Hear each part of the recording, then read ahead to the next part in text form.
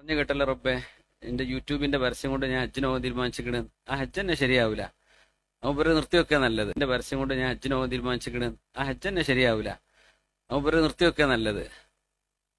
ആൾക്കാർക്ക് അറിയില്ല. മൂല്യന്മാരൊക്കെ തുടങ്ങിയാണ്, ഉസ്താന്മാരൊക്കെ എന്റെ ചാനൽ എന്ന് പറഞ്ഞിട്ട് പൈസ ഉണ്ടാക്കാൻ വേണ്ടി ചാനലൊന്നും ഉണ്ടാക്കണ്ട. ദഅവത്തിന് വേണ്ടി നിങ്ങൾ ചെയ്തോളൂ, അത് ഖൈറാണ്. പൈസ ഉണ്ടാക്കി ഇത് എന്ത് പൈസയാണ്? നമുക്ക് കിട്ടുന്ന പൈസ എടുക്കാൻ പറ്റുമോ? അങ്ങനൊക്കെ എത്രയും പൈസ നമുക്കൊക്കെ ഉണ്ടാക്കാൻ പറ്റും. പക്ഷെ നമ്മളിത് എന്റെ ചാനലൊക്കെ ഇവിടെ ചെയ്യുന്നുണ്ട്. നമ്മുടെ ഒഫീഷ്യൽ ചാനൽ ഒന്നേ ഉള്ളൂ, ബാക്കി പേരിൽ ഒരുപാടുണ്ട്. അതിലൊക്കെ പരസ്യം വരുന്നുണ്ട്. ഞാൻ പറഞ്ഞിട്ടുണ്ട്, നമുക്ക് പറയാനല്ലേ പറ്റുള്ളൂ. എനിക്ക് പൊരുത്തല്ല എന്ന് വരെ ഞാൻ പറഞ്ഞിട്ടുണ്ട്. അത് ചെയ്യുന്നത് എന്റെ വേദ വെച്ചിട്ട് നിങ്ങൾ പൈസ ഉണ്ടാക്കുന്നത് എനിക്കിഷ്ടമല്ല. നിങ്ങൾക്ക് പൈസക്ക് ആവശ്യമുണ്ടെങ്കിൽ വല്ല സക്കാത്തോ അങ്ങനെയൊക്കെ ഉണ്ടെങ്കിൽ സംഘടിപ്പിച്ച് തരാം എന്നല്ലാതെ ഇത് വെച്ചിട്ട് എന്ത് ചെയ്യരുത്, ചെയ്യാൻ പാടില്ല. ദീനാണിത്.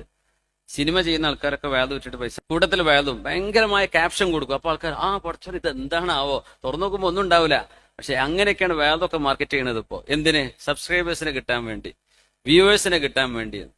ഇതൊക്കെ റിയാ ഒരു തരം അസുഖമാണ്. ആൾക്കാർ അറിയണം, കുറച്ച് ആൾക്കാർ സബ്സ്ക്രൈബ് ചെയ്യണം, കുറച്ച് ആൾക്കാർ ചാനൽ ബെൽ ബട്ടൺ അമർത്തണം. ഇത് പറയണത് തന്നെ ബോറാണ്.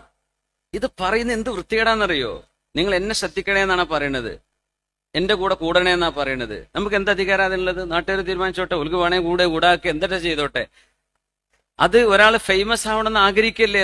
അത് എത്ര മോശമായ റിയാ അല്ലേ? അത് റിയാ എന്ന് അതിന് അറബി പറയാം. അതിന്റെ മഫാസിദൊക്കെ എടുത്ത് നോക്കിയാൽ മനസ്സിലാവും എന്താണ് അതിന്റെ ഗുരുതരമായ അപകടങ്ങൾ എന്ന്.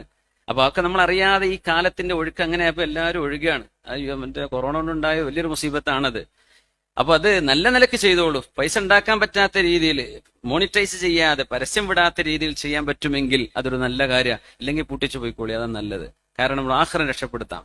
നമ്മൾ ദഅവത്ത് ചെയ്തിട്ടില്ല എന്നുള്ള കുഴപ്പം വരും, ചോദ്യമൊന്നും വരില്ല, എക്സ്ട്രാ കിട്ടുന്ന അമലാണ്. പക്ഷെ ഇതിന് ചോദ്യം വരും, ഇത് എന്തുകൊണ്ട് നിങ്ങൾ എടുത്തു. അതുകൊണ്ട് ശ്രദ്ധിക്കണം.